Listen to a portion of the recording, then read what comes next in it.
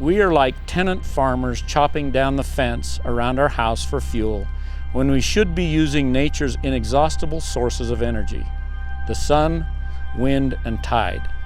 Thomas Edison, not sure of the date. So he got it. As a parent, it's really hard for me to think about what things will look like in 50 years from now. We're at this point where it has to happen now. If you don't wake up and realize this is a finite planet. My family that worked in the coal mines and so forth, I grew up when the skies were black and it would snow and the snow would get black. Yeah, I remember the lines at the gas stations many years ago. It's always been petroleum-based. Nuclear power is clean, but the ramifications of the mining and the industrial process is staggering. We don't have to do things the way that they've always been done. If something makes sense, do it, you know. When sPower started, I sat down with the CEO. I said, I love to work. I'll go anywhere you want me to go. I'll do anything you want me to do, and we'll just see where it goes. When it comes to solar, it's not super complicated. It just fascinated me that you could get a semiconductor and shine light on it and generate an electron flow. Right now, the cost per kilowatt hour of renewable energy is less than coal, less than natural gas. It's creating economic growth in some of these areas that have been hardest hit by the recession.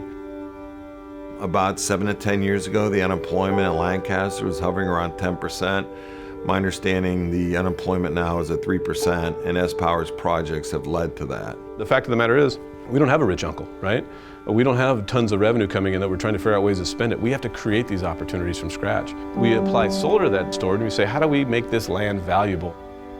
On every occasion, the leadership of sPower, as well as the people they have on the ground, have done what they said they're going to do and delivered regularly. Those are the type of companies we want to see come in that can add value and not just extract. They've hired thousands of our citizens.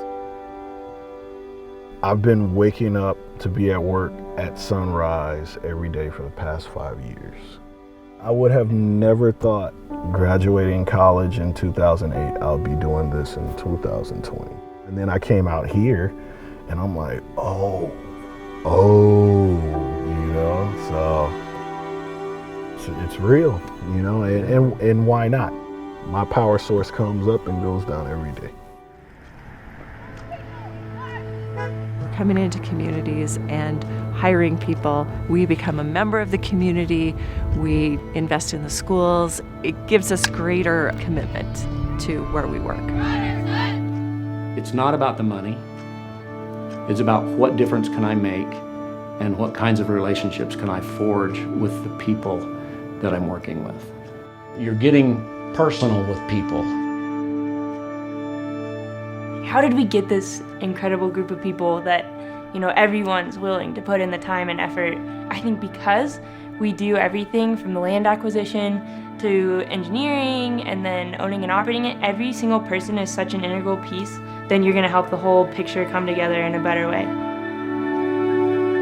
When I talk about sPower, you need to understand that this company means a lot to me. I've given it my heart and soul for the last 7 years, which is as old as the company is. I've met some of the most amazing people I've known in my life here. They want to be involved in a cause that they believe in. Years from now, I'll be able to look back and say, you know, I was a part of that when this country decided it was going to invest seriously in renewables. I was a part of something that's way bigger than me and that's gonna be here way longer than I'm gonna be here. So now you just have to put your head down, do the work, and make it happen. The majority of people who work there, even though they work for a company that is driven by the bottom line, they fundamentally care about what we do and why we do it. And that probably, you know, makes it so we all keep going to work every day and doing what we do.